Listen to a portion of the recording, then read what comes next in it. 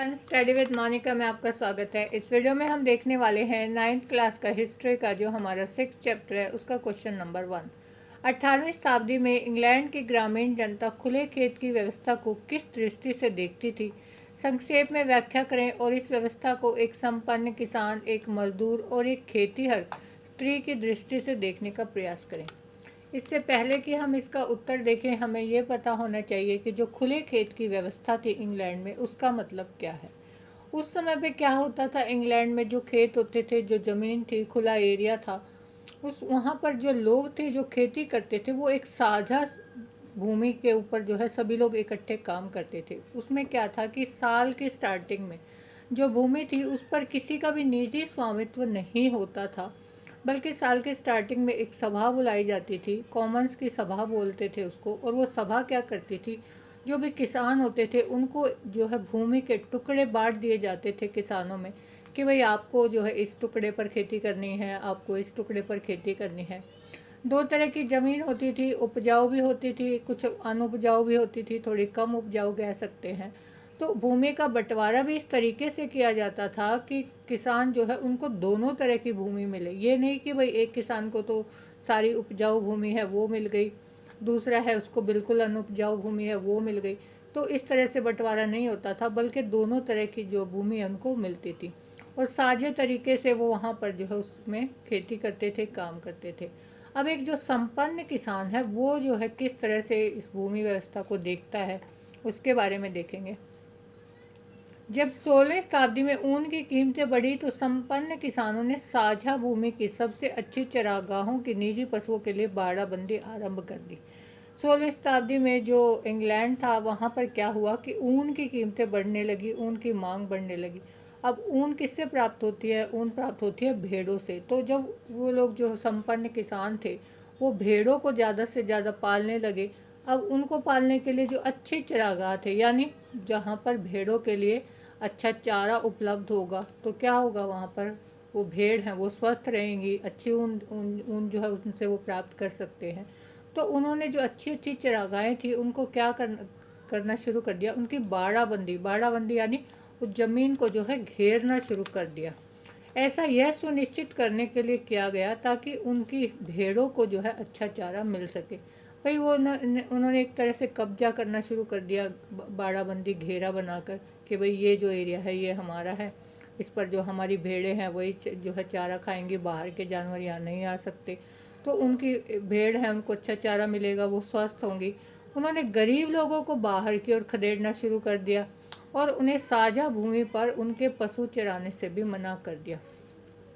बाड़ाबंदी की, घेरा बनाया और क्या किया, जो गरीब लोग रहते थे वहाँ पर उनको खदेड़ कर यानी उस एरिया से बाहर निकालना उनको शुरू कर दिया। और उनको ये परमिशन भी नहीं दी कि भाई वो अपने जो पशु हैं उनको वो वहाँ पर चरा सकें। बाद में 18वीं शताब्दी के मध्य में इस बाड़ाबंदी को कानूनी मान्यता देने के लिए ब्रिटिश संसद ने 4,000 से अधिक अधिनियम भी पारित कर दिए। देखिए, ना सिर्फ उन्होंने इस तरह से जो है कब्जा किया, बल्कि जो ब्रिटिश गवर्नमेंट थी, वहाँ की ब्रिटिश संसद थी, उसने अधिनियम, कानून भी पारित किए इसके लिए कि भाई जो बाड़ाबंदी है वो जायज़ है। 4,000 से अधिक जो है अधिनियम ब्रिटिश संसद ने पारित किए बाड़ाबंदी के लिए। अब एक मजदूर इस व्यवस्था को किस तरीके से देखता है? गरीब मजदूरों के जीवित बने रहने के लिए साझा भूमि अति आवश्यक थी। क्यों? क्योंकि भाई उनके पास और तो कोई जीविका का साधन था नहीं। उनको जो है एक ज़मीन का टुकड़ा मिलता था और उसी पे वो खेती करते थे, उसी से वो अपना जीवन जो है यापन करते थे। अपने जो पशु हैं उनको चराते थे वहाँ पर। यहाँ वे अपनी गाय, भेड़े, अपने पशु चराते थे और आग जलाने के लिए जलावन यानी आग जलाने के लिए जो लकड़ियाँ वगैरह है वो जो है उन जंगलों से इकट्ठा करते थे। खाने की चीज़ें वो अपने कंद मूल, फल फूल जो भी जंगल से प्राप्त होते हैं वो इकट्ठा करते थे। तो एक मजदूर के लिए तो ये साझा भूमि जो थी ये बहुत इम्पोर्टेंट थी। वह नदियों और तालाबों से मछलियाँ भी पकड़ते थे और साझा वनों में खरगोश का शिकार भी करते थे। यानी देखने में क्या आया कि भाई जो भी उनके जीवन यापन उनको करना है, जीविका का साधन है, वो सारा उनको उन जंगलों से, उस जगह से ही प्राप्त होता था।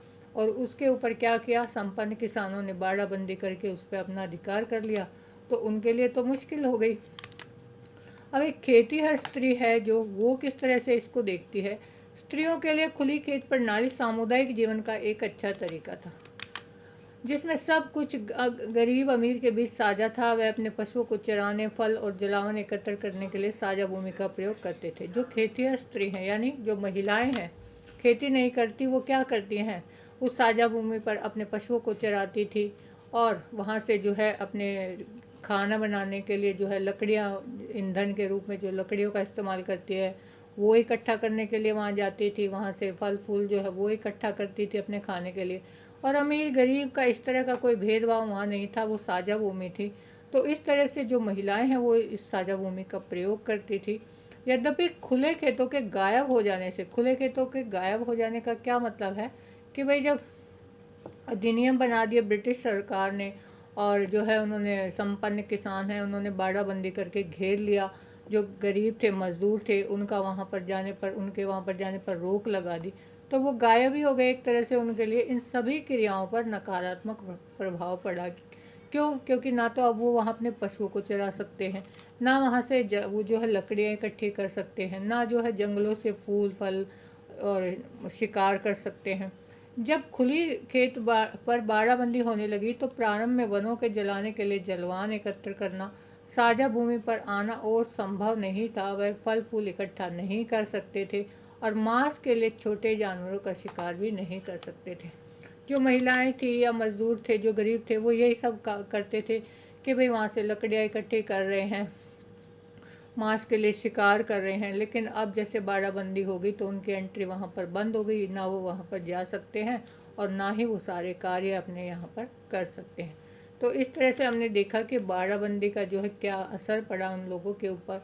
इस चैप्टर में हम बात कर रहे हैं इंग्लैंड की, तो हम मैप में देख लेते हैं इंग्लैंड कहाँ है। ये हमारा वर्ल्ड मैप है।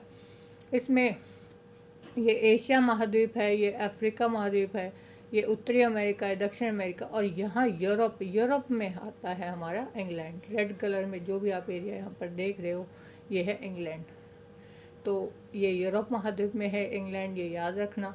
तो ये था हमारा क्वेश्चन नंबर 1। नेक्स्ट क्वेश्चन के लिए देखिए हमारी नेक्स्ट वीडियो, पर उससे पहले चैनल ज़रूर सब्सक्राइब कीजिए और बेल आइकन प्रेस कीजिए ताकि आपको हमारी वीडियो की नोटिफिकेशन मिलती रहे।